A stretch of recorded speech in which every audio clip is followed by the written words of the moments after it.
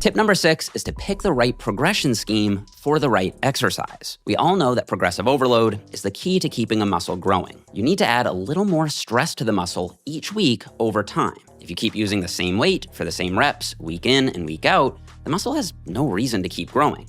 But there is a slight problem with progressing on shoulder exercises. Isolation movements like lateral raises are really hard to overload.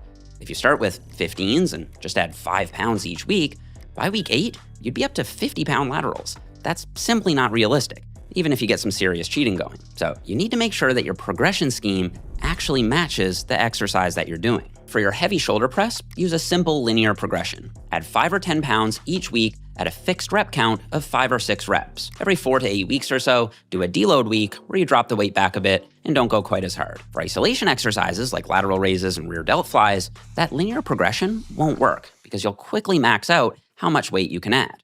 So instead, use something called a double progression. In this case, you pick a rep range rather than a rep target. Let's say 10 to 12 reps. Start in week 1 with a weight that you know you can do for 10 reps and hit failure, or get close to it. The next week, do that same weight, but this time for 11 reps.